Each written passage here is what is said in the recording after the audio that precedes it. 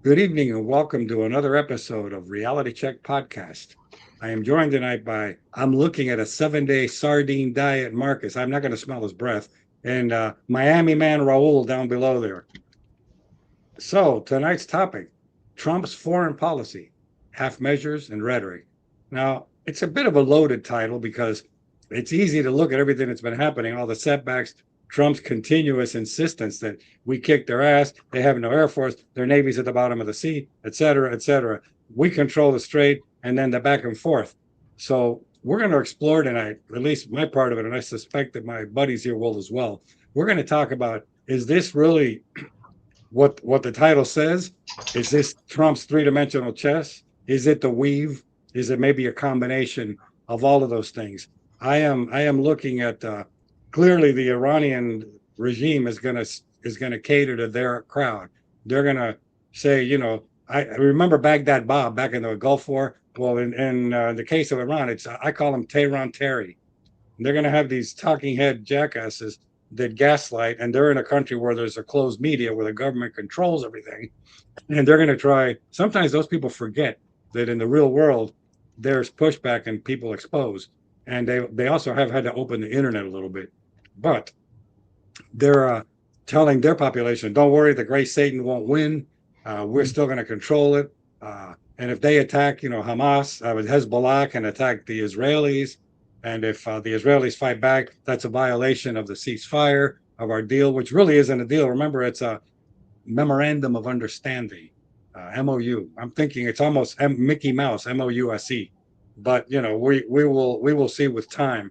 So there's obviously a lot of more questions than there are answers. And I wonder sometimes, is Trump just being Trump? Is he being cagey? Is he doing his usual thing to keep people off balance? When you hear the media peppering him with all these asinine questions, and not all of them asinine, some of them are legit. Uh, the fact that and here's a question that I'm going to repeat. I'm going to ask it now, and I'm going to repeat it later rhetorically.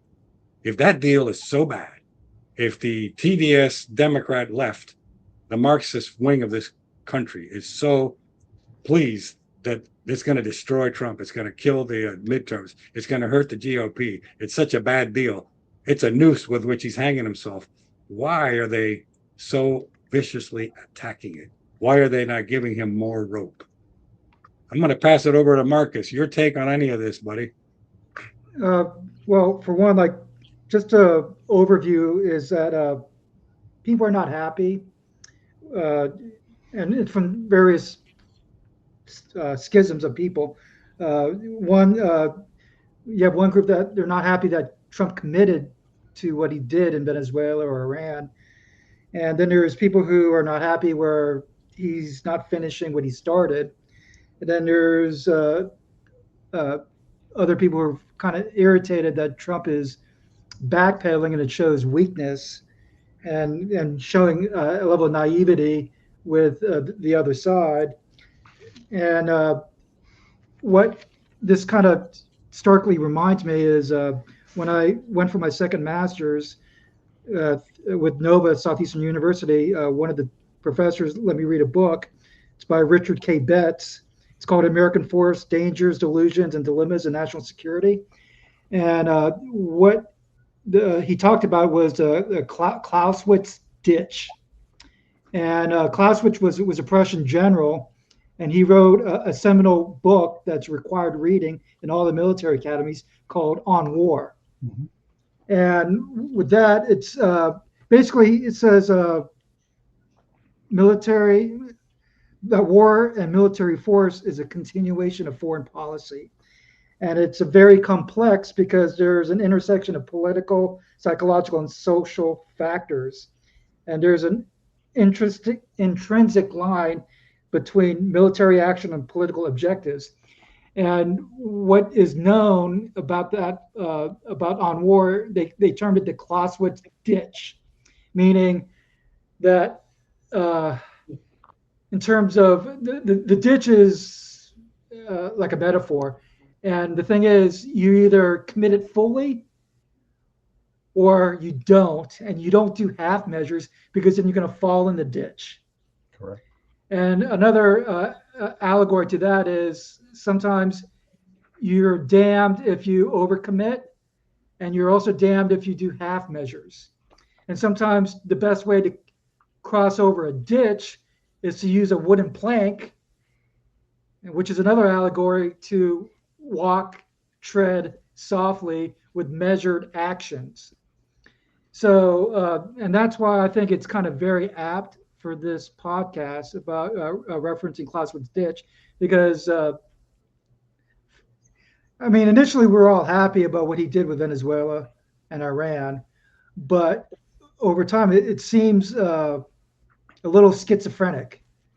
On he committed or overcommitted, then he's backpedaling, and it's like and it's either he's listening to like various factions of his foreign policy military team, where you get the doves and hawks, and people who are aggressive, people who are defensive about it.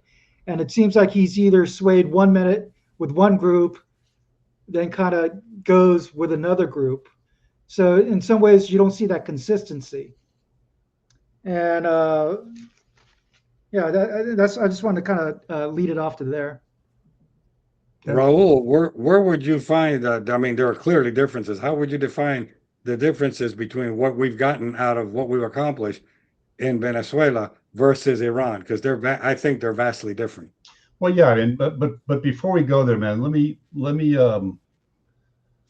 I want to sort of start off my part of this segment by saying, number one, I am not a psychiatrist. Okay, I don't pretend to be one. I don't pretend to have any insights as to Trump's mental health or whatever. But I can tell you a couple of things. I saw the president last Thanksgiving in November. And prior to that, I hadn't seen him since his first presidency. And when I saw him last November, I was a little bit taken aback because, it'd been a number of years, right? And you kind of, in your mind, you're expecting to see the person that you saw, whatever, 4 or 5 years ago, okay? And the person that I saw had aged, naturally. I mean, he was 5 years older, right? I mean, whatever. This is he was pushing, you just turned 79 or something then, right? He's 80 now. He just turned 80, okay? And I have a little bit of experience with aging. I told you guys, right before, listen, man, I'm going to kind of dragging tail today. I mean, I don't have any serious health issues, but, wear and tear, man. I mean, you start to feel it, when you're getting into your late 60s, early 70s, I mean, you're starting to feel 70. That, things are slowing down here, man. I mean, I had a busy day today. Ordinarily I'd have a busy day. I'd come home, I'd have a beer, I'd be, in a good mood. Today I was just kind of tired, man. I was doing a lot of different things, running around, getting on a train, getting off a train, going in an Uber, going over here, going over there. And man, I'm just kind of tired, right? That is kind of a novel thing for me because, but it's also normal. It's part of aging, right? You hear these stories and you talk to people, okay, that do know the president pretty well. And one of the things you hear is that the guy really doesn't get much sleep, right? I mean, Marco Rubio is apparently now going to bed at 7 o'clock every evening because he knows that come 2 or 3 in the morning, his phone's going to start to ring and it's Trump who's pacing up and down. And, one thing that I've read about sleep is that, the body needs a certain amount of sleep to, recover, to rebuild and repair. Rebuild and repair, right? And I don't know how he does it. I mean, he's a remarkable guy. And I'm not, by the way, he is no doubt head and shoulders above Joe Biden. I mean, there's no question about that, right? Physically, mentally, all that stuff, okay? But I think that, here's a guy who's always had a huge personality, always had a huge ego, okay? Came into the job all excited, as you are, right? I mean, you're suddenly president of the United States. You've, demolished all of your enemies and, proven them wrong. And now you're back in the White House. And that first year he was sharp and in it and wanted to make all these changes that he wanted to make. And by the way, he's had an incredibly consequential presidency. No question about it. Okay. Yes. But now we kind of see these sort of missteps, right? And I think maybe, again, I'm not a psychiatrist. Okay. I'm just kind of speculating here. Okay. He's 80 years old. Okay. He's aging. He's been running, 120 miles an hour since he got into the White House. He's had a number of great successes, including the spectacular thing with Maduro. Okay. That win, the bombing, last summer, that was very successful, right? And I think sometimes, when you have a president that already came into power, with a huge, self-image of himself and huge ego, et cetera, gets that reinforced, does great things. And I think sometimes it leads to the fact that, I can't do anything wrong, man. I mean, and Iran was a very, very big bite at the apple, right? I mean, that Iran, 90 million people, okay, been run by a terrorist group for half a century.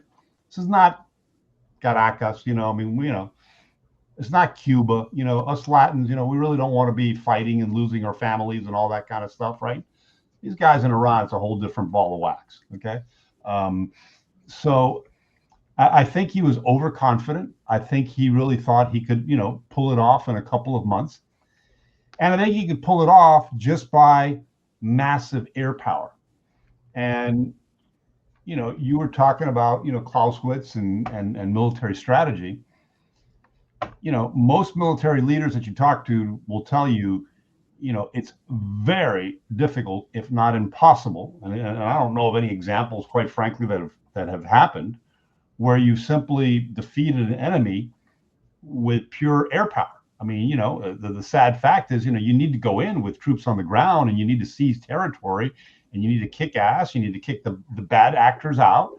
And you need to forcibly take control of land, right? So, and I don't think the president was willing to do that. I think he was hoping that he would inflict enough damage via air power that these guys would break, that there would be some sort of, the people would revolt, there'd be a fracture within the, he was hoping, he was betting that a massive display of air power would basically do the trick. And that's a classic Clausewitz ditch fallacy that Trump did. Right. And guess what happened? I mean, and getting back to Clausewitz, listen, it is an extension of diplomacy, military power. Okay. And even, you can have the most powerful military force in the world, which we do. Okay. But if you've got a maniacal enemy that welcomes death and destruction and welcomes, sees in all of this some sort of apocalyptic vision that, the whole Middle East is going to catch fire and then suddenly starts throwing, rockets and missiles to their, to Saudi Arabia and Qatar and all over the place. I mean, they start shooting at everybody. The enemy always has a vote, even when he's been kicked in the teeth, even when he's down, even when his air force is destroyed, his air defenses are destroyed, he still has a vote. And so long as you're able to sort of, have that rhetoric and make pretend that I'm still calling the shots here, you haven't really won. It's the way I look at it. And Trump is now, well, let's figure something out because midterms are around the corner. Gas is through the roof. People are getting pissed off at me. My Arab neighbors are getting pissed off at me. The Europeans are really pissed off at me.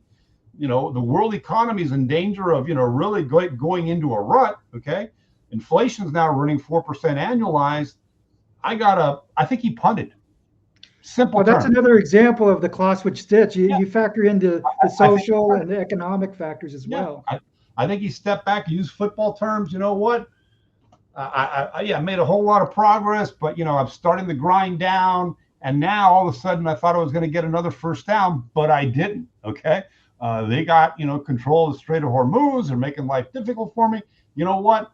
I can't keep telling people that I've won. Okay, nobody believes me anymore. So I'm going to kick the football. And now all of a sudden you got J.D. Vance, who's now the spokesman because supposedly it's his deal. Okay, and Trump, you haven't seen a whole lot of him these last couple of days. He's kind of stepped back. He's like, let JD, try and figure this out somehow. Marco Rubio is nowhere to be found. Okay, Marco Rubio is like, I don't want any part of this shit. I don't blame him. I'm going to lay low, look busy, do other stuff, talk about Venezuela, et cetera, et cetera. But I'm going to lay low and look busy because I don't think he wants any part of this. So, look, again, my conclusion, I think, Marcus is onto something. There are limits to military power. That's exactly what, Clausewitz was trying to say there. And you can fall into that ditch, okay, and then have a very hard time getting yourself out. Especially when you're doing things kind of half measures. You're not willing to pull the trigger all the way. And Israel wants to do the full measure. What? And Israel wants to do the full measure. Yeah, that's the thing. You also have Benjamin Netanyahu, who, by the way, Benjamin Netanyahu, I think it was yesterday or today that it's the anniversary of his brother's death. His brother was the only commando killed in that raid in Entebbe. And he talked about how he thinks about his brother every day, and his brother was a victim of terrorism, and this guy lives in the real world, and his entire life with Hezbollah and Hamas and the PLO and Yasser Arafat, and for them it's survival, and he's basically said, look, we're not a party to this agreement, we're going to defend Israel. If we get attacked, we're going to continue to defend Israel. I don't care what you guys figure out, okay? And I think it's led to a rupture between Netanyahu and Trump. I don't think it's permanent. Okay, I think they're both sort of pissed at each other temporarily, but Israel needs the U.S. The U.S. needs Israel. They'll figure this out, but I don't know where this thing ends. I'm not very positive. I don't think this 60-day pause, or whatever you want to call it, memorandum of understanding, is going to do much good. I think we'll be back to wartime activities, if you will, in the next 30 days, certainly before the 60 days, right? I think it's going to fall apart. Okay, now I've been listening to the points you guys have been making, all of them very cogent and very on dot. What I would say also, Trump, I'm going to just say it, this is Trump's biggest foreign policy blunder of his two presidencies. I don't know who advised him. I don't know who brainwashed him. I don't know who got in his head. But the idea that we are a culture that worships life, and we are a culture that have gotten used to, and I'm sorry for the military veterans that might be hearing this, including my dear friend Marcus. We have a military now that there's no draft. They're expected to join the military, get all their benefits, but not to go fight and put their lives on the line, which is the oath they took. I really don't buy that. I think that a lot of these guys in the Gulf are frustrated as shit sitting on those carriers. They want to kick ass. They want to engage. They want to rock and roll. But we have a country that will not take losses, will not take casualties. And it's sad because the IRGC is cornered. They're not going to go away. Whatever deal, they don't give a shit about that. The only way to get them out of there, and as far as the Iranian people rising up, when they tried that, what'd they lose? 45, 50,000 people? They not only worship death, they have no hesitation to visit death upon anyone who dares to challenge them. This is a country that doesn't have elections, doesn't care about elections, and we are running scared because of the midterms, and that scares me.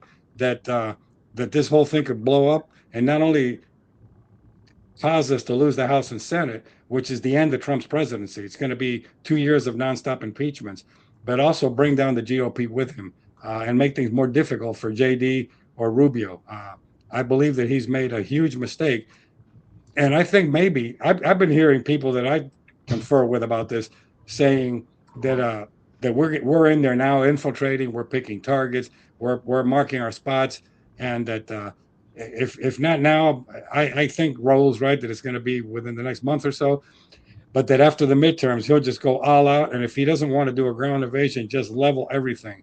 People forget. And this is, again, I always say this, and I hate to say it, but it's true. This is a great victory of the left. 60 years of stupidification of the American people, of brainwashing, of gaslighting. We have a population that is ignorant of history, and they forget that in the 1940s, people sacrificed. We had a draft.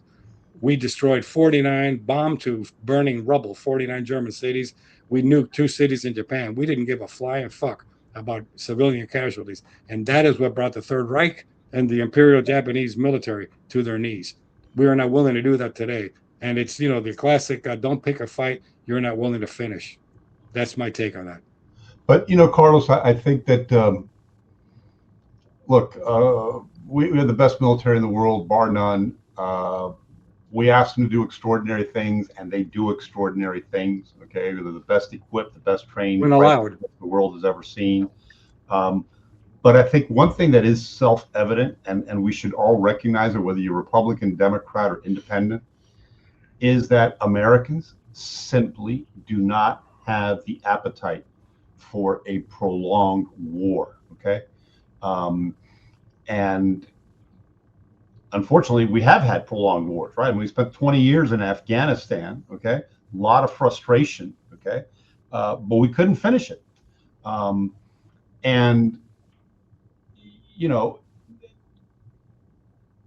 it's very hard to declare victory in 3 or 4 or 5 or 6 months. I mean, that's kind of almost like impossible, right? I mean, when the British were fighting the communists in what is now Malaysia, that was like a 10-year conflict.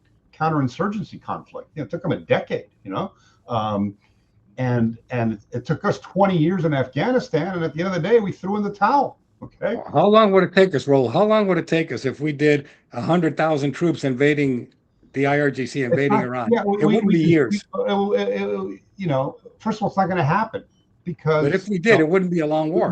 We don't have, and I hate to say this, and I think Marcus, I think you'll agree with this, man.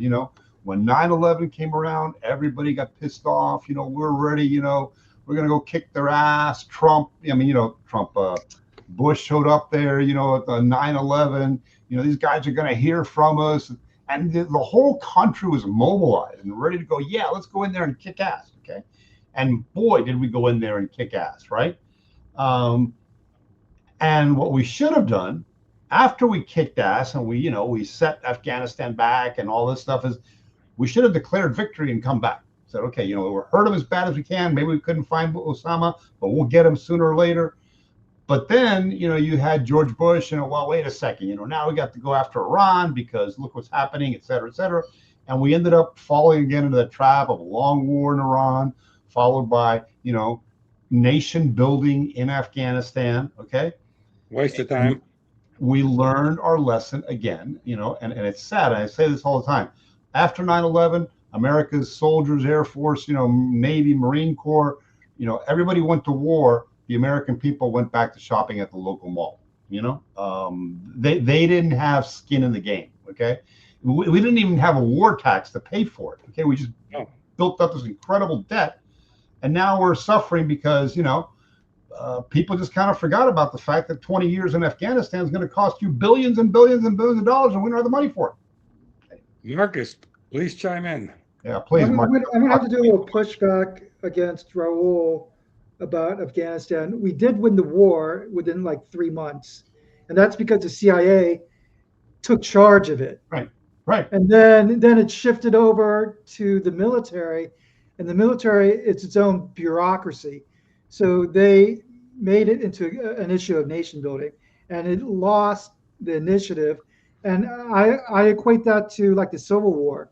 You get like inept generals under Lincoln, and then he had to get like independent hard chargers like Grant and Sherman, real ball busters to get the job done, who are not bureaucrats. They do results. And then going towards like World War II, you get other generals, American generals, who was in the same fashion of Tacoma Sherman and Grant, where you look at Eisenhower, you look at other American generals who are pretty much fire eaters on that.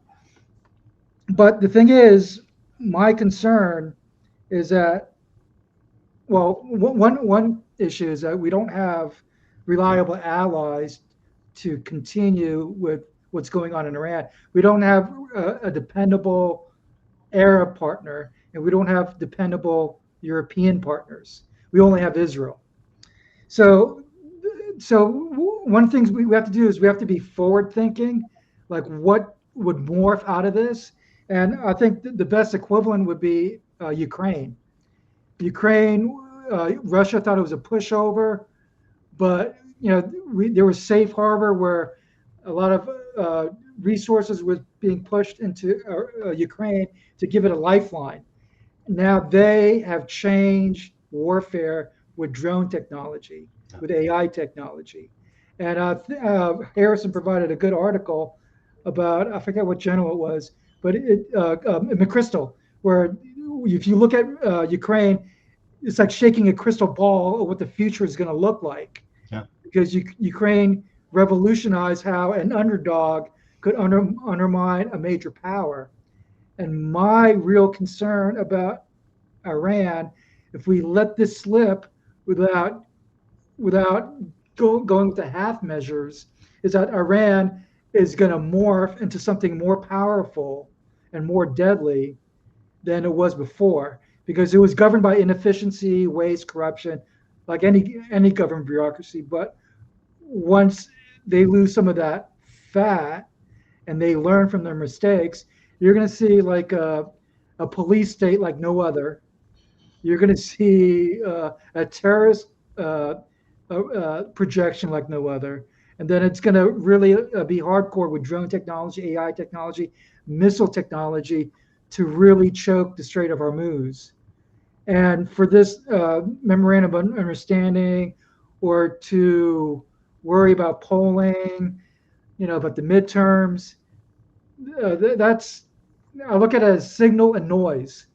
The real signal is that Iran is a threat. If we allow it to evolve, it's going to be a worse creature than it is now, even though it's like living on a few heartbeats. If you let it metastasize, it's going to be a worse cancer than what we've experienced before we flexed our muscles. Marcus, toward your Ukraine analogy, do you honestly believe that the IRGC could hinder, stymie, and oppose the United States military like Ukraine has opposed and stymied and blocked and fought back against the Russian primitive military, because they are primitive? Do you think it's the same Because thing? they have the motivation. Like Ukraine had the motivation to fight against Russia. I mean, it's their soil. They've experienced the famine, enforced famine under Stalin. So, and they've been under repression. So they took it personally. Well, listen, they didn't The have a choice. IRG, Marcus, see, they didn't have a choice, right? I mean, your country's been invaded, okay, by Russia, okay? They're taking over your country. Ukraine didn't have a choice, right? I mean, Ukraine was like, I mean, remember the famous words there that made Zelensky so famous, Joe Biden called me up to, get me out of here. So I don't need a ride. I need ammunition, right? That suddenly catapulted him into this, larger than life, figure. but the thing is, they evolved from Russian tactics, with like the old, like the Ukrainian generals, to what they have now is a modern equivalent of Shermans and Grants. Because they couldn't. I mean, if you look at the beginning of that war and you just kind of look at the raw numbers in terms of tanks, artillery pieces, aircraft, the Russians had an incredible, numerical advantage, and they threw a lot of that into the war. They couldn't compete,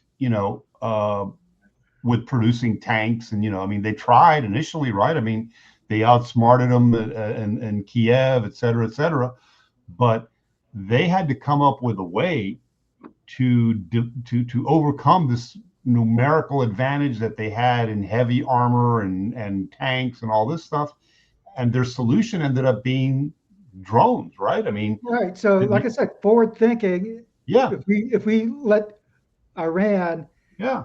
it's going It, to produce the look, same beast. the drones are kind of the modern day version. Remember, in I think it was that movie in Saving Private Ryan, they had this thing called the sticky bomb, right? Where they took a sock or something and they filled it with C4, and they covered it in motor oil, and some guy came running out and On the basically track. stuck it next to the pan, threw it, and it got stuck to the Panzer tank because of the motor oil, and got coagulated there on the side of the tank, and then the fuse and the C4, and it blows up the tank, right? I mean, that was a very primitive way to destroy a tank. And these guys started buying all these drones from China that are very popular for hobbyists, and they brought in all the young people. I mean, I remember reading articles when they started this thing, how they were bringing in all these young people and setting up these factories, and they had all these commercial drones, and they were figuring out how to drop hand grenades and how to drop mortar shells and things of this sort, and it worked. And now they are producing literally millions of drones a year in Ukraine, right? And more Um, importantly, with that McChrystal article, uh, changes are real time. So, if there's a way the Russians are uh, uh, offsetting whatever technology in yeah, AI or drone, yeah. So they incorporate real time where it's the next generation of drones, which is within like a few days to a few weeks, offset whatever. correct. It's constant evolution. And so initially, the drones, they were connected. They had via radio, via satellite links or whatever. And then what happened was the Russians started jamming those drones. So then the Fiber Ukrainians say, okay, we'll use fiber optic, so we don't have to use electromagnetic signals or satellites. We just got a hardwire little spool that comes out from behind the drone, and it goes for miles and miles and miles, and we direct it that way.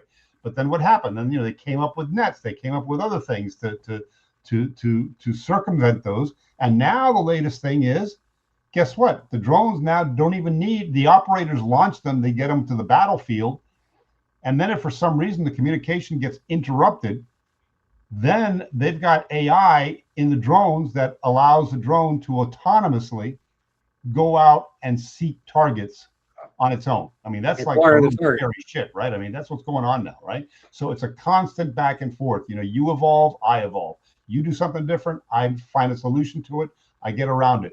And that is kind of what you've seen historically in warfare. That's my concern about Iran evolving after this if we don't do regime change.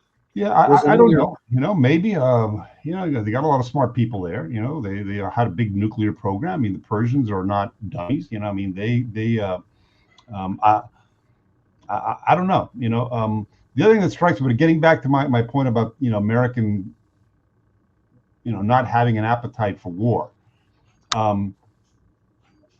World War II, Japanese invade Pearl Harbor. Okay. Prior to the invasion of Pearl Harbor, Americans wanted nothing to do with the war in Europe. Charles Lindbergh was going around the country trying to make a case for Hitler and for Nazism. People didn't like that. They thought it was kind of weird, but nobody wanted to go to war. When the Japanese invaded Pearl Harbor, that changed overnight, literally overnight. And I've heard this from people that, one guy in particular that just died a couple years ago, who, a legendary soldier who parachuted into Normandy and then parachuted again into the bridge too far. I'll forget the name of that a military operation. But he said that. He said, look, America didn't want to go to war, but right after Pearl Harbor, every young man in America went running down to enlist in the Marine Corps, the Army, and he was one of them, right? That sort of attitude existed here in the U.S. after 9/11. 11. Yeah. Right? And a lot of people did exactly the same thing that happened back in World War II. And everybody went off to war. And like you said, Marcus, it worked. In Afghanistan, CIA guys, they pretty much, created enormous havoc, destroyed the Taliban, minimized them, et cetera, in very short order. Rangers, took over some airfields. And, then again, we should have just like gone out. But instead, we decide, okay, wait a second, we're going to help this guy. What's his name? The first prime minister, Karzai. huh? Karzai. Yeah, we're going to help Karzai, form a government, and Big we're mistake. going to stick around and this and that.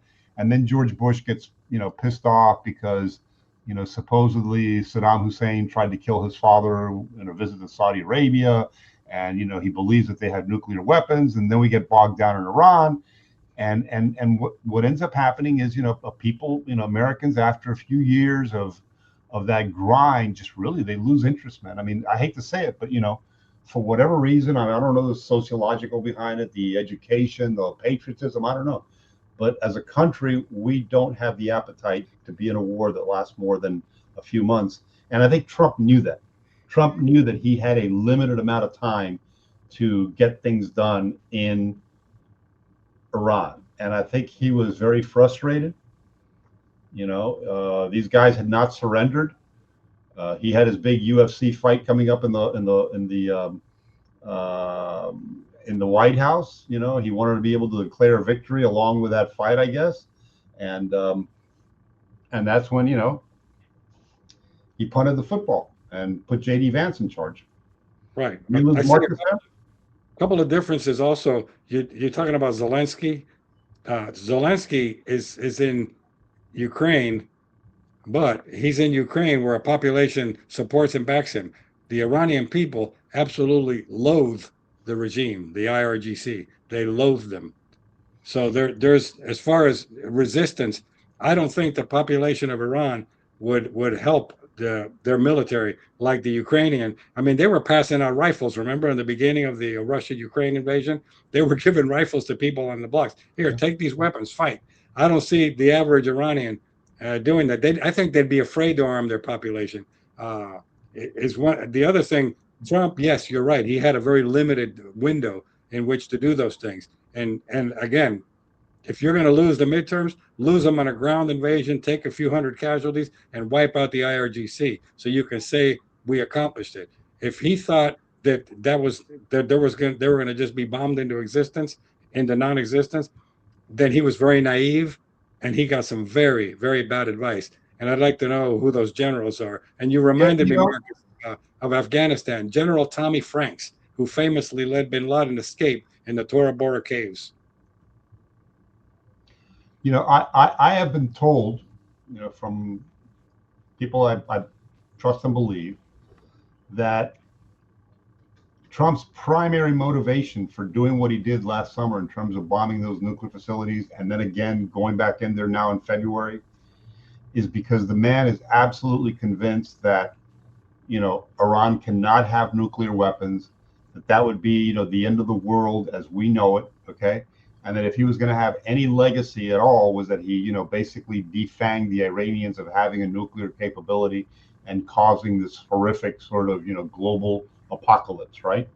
And he did that bombing in last summer and was very effective, set the program back 10 years. Two bombings, then the Ayatollahs. Huh? Two bombings, first the sites, the nuke sites, then the clergy. Right, and then the IEF killed off a bunch of people as well, et cetera, et cetera.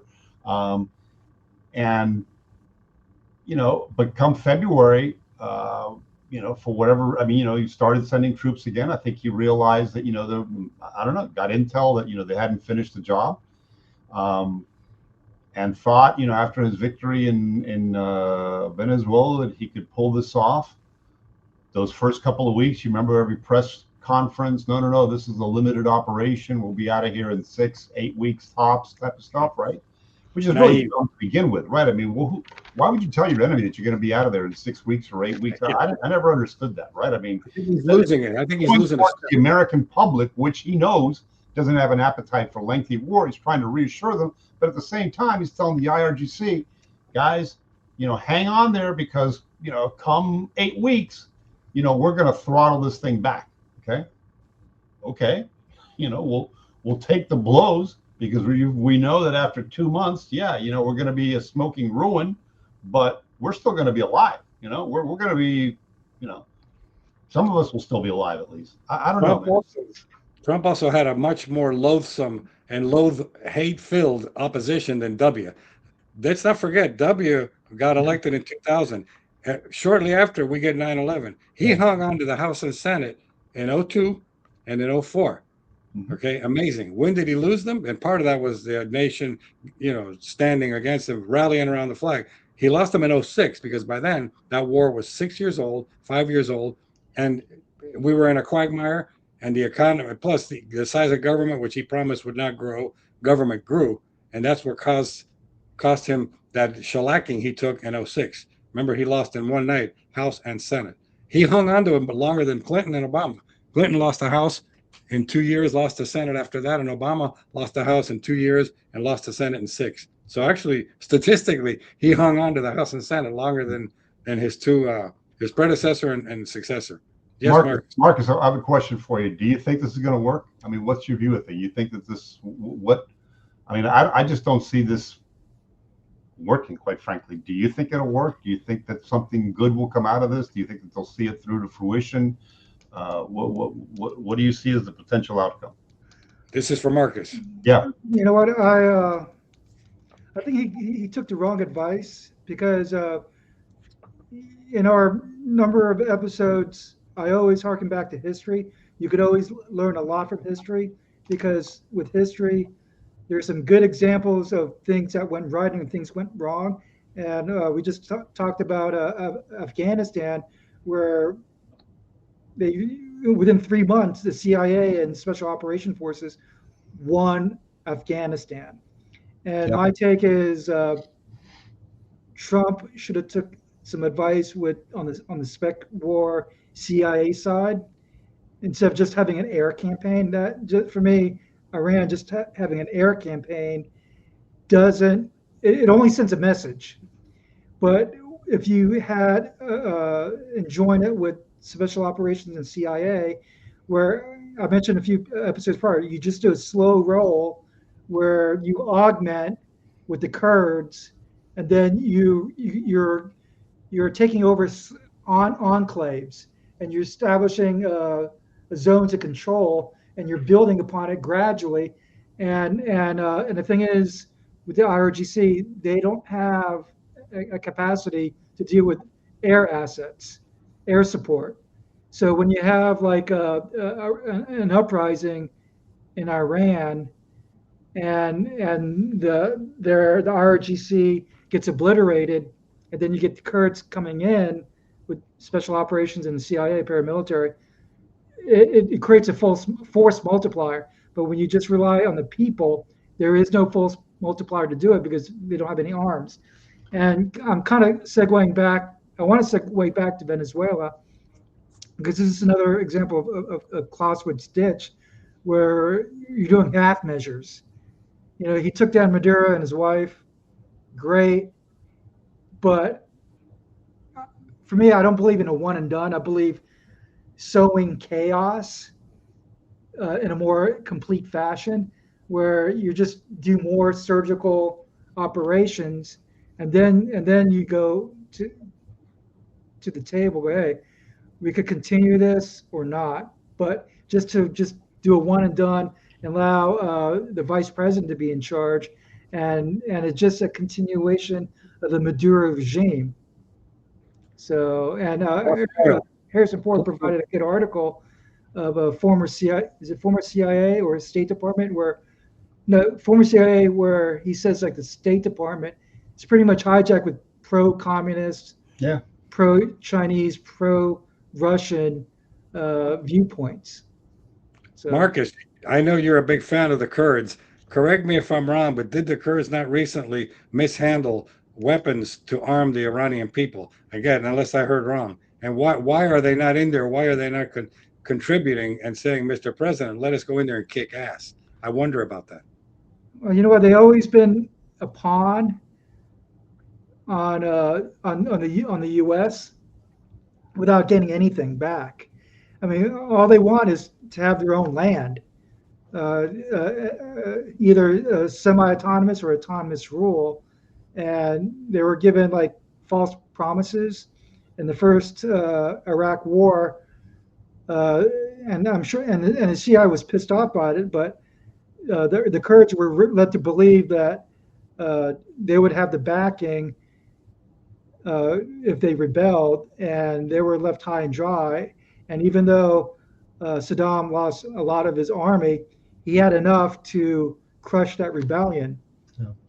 So I think there's also a factor there, Marcus, that Trump has a good relationship with Erdogan. Okay, Erdogan, hates the Kurds. He doesn't want to be arming the Kurds, who might then take those arms and use them against Turkish military forces. I think that's part of the reason, maybe why Trump hasn't played that card.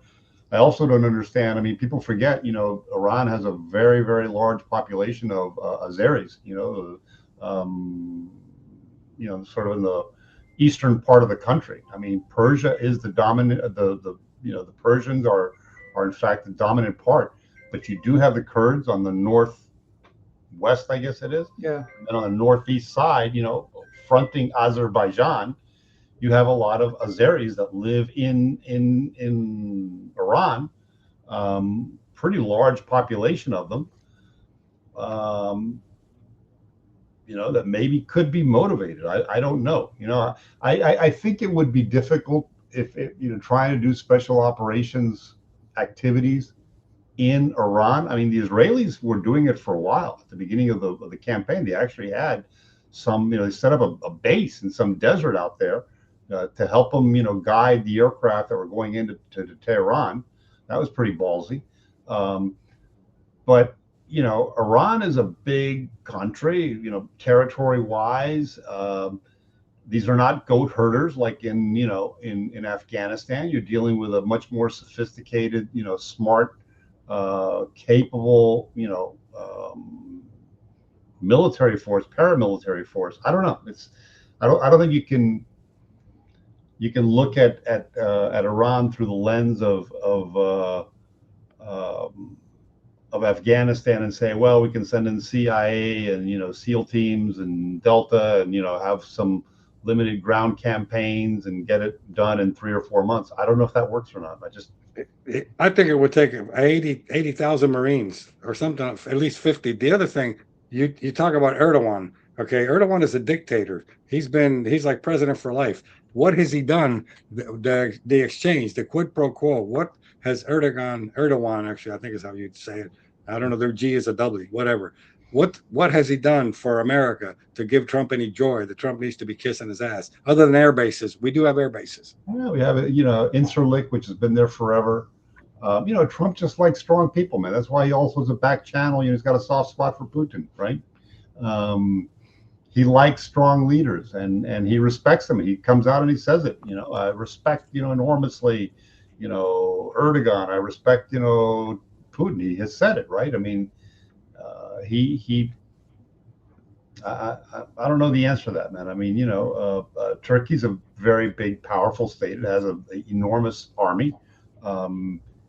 It is, I think, the largest land army that belongs to NATO. Remember, Turkey is a NATO member country. Yes. We don't think of that sometimes, but they are. And I think he wants to keep. Turkey's kind of important as a counterbalance also to Russia. I mean, Russia tries to have a good relationship with the Turks. They kind of play both sides against the middle. Erdogan, right? I mean, he knows that he's got Russia on one side. He's got Russian tourists that come to Turkey. Commerce between the two countries. I don't know. It's complicated, man. This foreign policy shit is like Well, una rocco mango, as we say. Yeah, right. That's mangoes and rice for those of you who don't know. Mangoes and rice. Yeah, exactly. That's a Cuban expression for clusterfuck. By the way, before I get to you, Marcus, on this, I have a colleague who's married to a Turkish woman, and he said that the only reason that people in the United States criticize Erdogan is because he doesn't kiss America's ass, or whatever that's worth. Go ahead, Marcus. Well, I'm particularly biased. Like I firmly believe if one, I don't believe in military bureaucracy. They're slow moving. They're they don't respond very fast, even though with technology we have. Uh, but the thing is, I mean, look at the Ukraine. Their response is instantaneous. But I firmly believe if you take off the leash and like Lincoln, he tells Grant, "I want you to win. Go win," Yeah. and that's the only directive he got. And then when Grant told Sherman, "Hey, I want you to go down the east Yeah. and destroy Lee's supply line," Yeah. Burn and Atlanta. No. Listen, Marcus, I agree with you. I think if you take the cuffs off and and I'm sure that the the Joint Chiefs and Raising Cane, what's their job? They give the president an entire range of options, right? Including ground troops, including special operations. The president has an a la carte menu presented to him by the Department of Defense that says, you want an air campaign? We can do an air campaign. You want an air campaign with special ops? We can do that. You want to throw in a Marine amphibious landing force to take over Carg Island? We can do that. You pick and choose, Mr. President. You tell us what you want. We will tell you what the pros and cons are of each, what the limitations are, where the blowback might come from. So I think the military, I have no question that if they're unleashed, they will do their best and they will succeed at whatever mission they are given. But the problem for the president becomes at what cost politically? Okay. Does he lose control? Does he lose in the midterms? Does the rest of his presidency become a lame duck Trump presidency? Does he go down in history as being the guy who, sent ground forces into Iran and, came back with, thousands of casualties and, people with limbs blown off? that's the Clausewitz ditch. There's It's either ditch half again. measures Right. or jumping in completely. Yeah. And the thing is, that topic was very salient during like the Cold War because people were like, well, the Korean War, Vietnam, we never went full tilt. But if you go full tilt, then that ditch comes from like a Cold War to a total war with nuclear war. So, it's one of those concerns, but I mean, Yeah, look, I have no doubt that the military could do whatever mission we give them, right? You tell them, listen, want to go in there and kill all the Ayatollahs and, take over downtown Tehran, they'll do it, okay? At an enormous cost, but they'll do it. They'll get it done. But, there's other repercussions. There's political repercussions. There's, casualties. There's a lot of things, man. I mean, a lot of things can go wrong. And we haven't even talked about the Strait of Hormuz, right? I mean, in my mind, one of the worst things about this agreement is that the Iranians have figured out, guess what? Threatening the Strait of Hormuz works, okay? We got their attention, whether they pulled it off or not. I mean, they shut it down. And, we went in there and said, oh, yeah, well, you shut it down. We'll shut it down even more, okay? And that proved to be what was intolerable for the Persian states, the Persian Gulf states, for Saudi Arabia, for Qatar. I mean, they depend on getting their oil out through there to the rest of the world. And, Europe's running out of jet fuel. Okay. The Chinese are not happy because now, their source of cheap oil from Iran, they now got to pay double for it. I mean, everybody's pissed off at the U.S. And I think Trump, again, getting back to my football analogy, he said, you know what? This is fucked up. I just want to go see my wrestling match here in the backyard. Fuck this shit. Brought in JD Vance, said, hey, buddy, you were negotiating this shit. You go out there and sell it. I'm going to see these guys, wrestle with each other. And then I'm going to go off to the G7. But you take care of this. Okay. I don't want to hear any more shit about Iran. I'm sick and tired of it. And I think that's what happened. I mean, in the vernacular, if you will. What happened to Trump doesn't care about elections? The fuck he doesn't. Yes, he does. And the thing is, he's damned if he does and damned if he doesn't. If he doesn't cares about elections and he cares about his legacy, Carlos. Well, what's his legacy going to be? A failure? A guy who picked a fight that he couldn't. Yeah, but again, that's why. I mean, I think that he's torn. I think he genuinely wishes that he could do all this stuff and solve all these problems with minimal casualties. In fact, he talked about that all these press conferences, right? That's a Listen, pipe dream. he was very proud of the fact that we've had, I think, like what, less than 20 people killed or something. I think it's, I forget the number, is 18 or something. So he didn't want to. I mean, and here's from a guy whose entire life has been talking about how stupid Bush was to get us into this ground war, and what an idiot this guy was, and we should never be so stupid as to let ourselves get into another ground war in the Middle East. We can't do this. Biden and He Obama would be were. going against everything that he has been criticizing throughout most of his adult life prior to becoming president. And I don't think he can. I don't think he can do that, right? I mean, to look himself in the mirror and say, "Well, shit, I've become exactly what I told people I never wanted to happen. That these were stupid wars, and now we're in a stupid war with Iran, and gas prices are up, and everybody's pissed off at me, and the global economy is, in a tailspin." I think he blinked. I think at the end of the day, you know what? He blinked, he punted, call it whatever you will. That's what happened. Now they're trying to put lipstick on a pig. Make it seem as if this was a plan all along, and we're going to control the situation, and if they don't do what we want them to do, we're going to not go through with the different points of this memorandum. And they couldn't keep saying that they had won. They couldn't keep telling the American people, I mean, I remember this last time that he had come out and said, hey, yeah, now this time for sure we're going to win, and we're going to have the agreement. And then literally less than 10 hours later, the guy's like, oh, wait a second, wait again. And I lost my cool. I forget what I posted online. I was like, this guy's fucking nuts, man. I mean, fucking exhausted, man. Either fucking kick their ass, okay, or get the hell out, one or the other.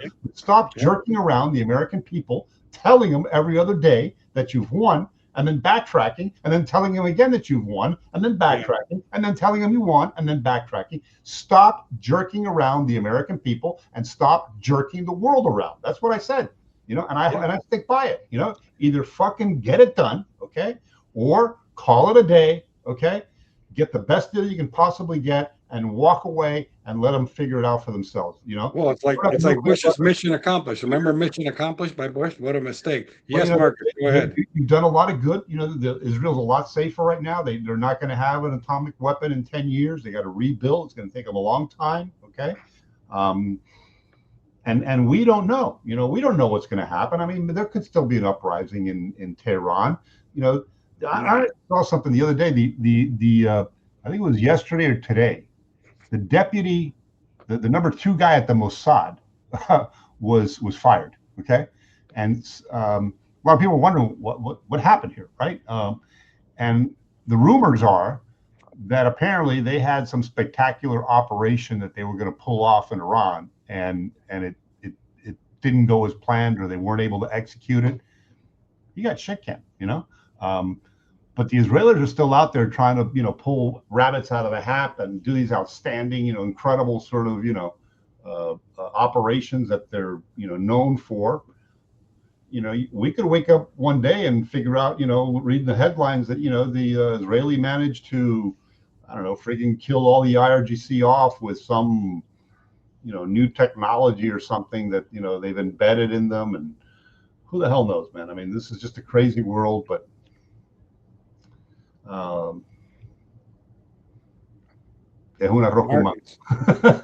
know you've been wanting to chime in. Go right ahead. No, I just my impression, like with Trump 2.0, I'd expect more of a fighter, more resolute, because of the crap he experienced during his first term, during the 4-year hiatus, being, the recipient of numerous litigations and lawsuits, being attempted assassination at least 3 times. His welfare, his family being messed with, and being the recipient of cheating, like and like bending the rules just to screw with them. I would come off pissed because I'm a whistleblower, EO. I feel that way, and for me, I want to go Old Testament, justice and accountability. Correct things. Make it better than what I experienced. And when we saw Trump 2.0, the first like 6 months, it was like that. He was getting things done, trying to correct the wrongs, and then more speed bumps, and now more backpedaling. Now he's looking uh, more towards being a politician in a way, more looking at it about polling and whatnot. And I don't see that fire in the gut, that Correct. the resolution. Like, I got fucked with. I got stitches on my ear to prove it. Yeah. I lost. But something else has changed, Marcus. Remember, for the longest time, Trump was adamant that he wanted the Nobel Peace Prize. Right? He was like, look at how I solved this war between Pakistan and India. Look at how I brought peace to Nobody the gives a Congo. shit. I mean, the guy was like, every opportunity he would tout himself as being, a badass, but he was also the world's peacemaker, right? He was trying to avoid nuclear war, wanted to be seen as a peacemaker, wants that, him to be the unanimous choice for the Nobel Peace Prize. I think it's going to be kind of hard for him, to be awarded the Nobel Peace Prize anytime soon, quite frankly. He no longer talks about that being one of his priorities, right? Yeah. So, look, we've done a lot of analyzing here. Like I said, I'm not a shrink. I've had some interactions with this guy. I've seen, he's older. He's doesn't get much sleep. He's always been a volatile guy. He's got some incredible successes under his belt, but he's a human being, man. He's a human being. He's not perfect. He thinks he's perfect, but he's not. Okay. And that's tragic.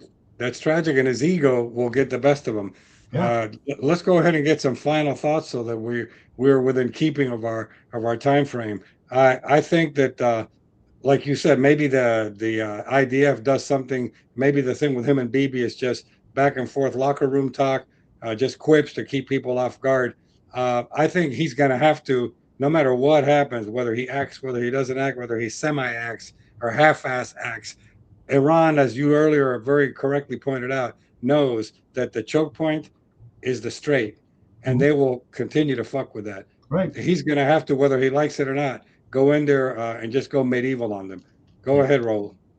No, my conclusion is just very simple, man. I think the sad reality is that you still have these fanatical, hardcore IRGC and mullahs apparently in control. Although JD Vance says no, or the people we're dealing with now are actually a bit more reasonable.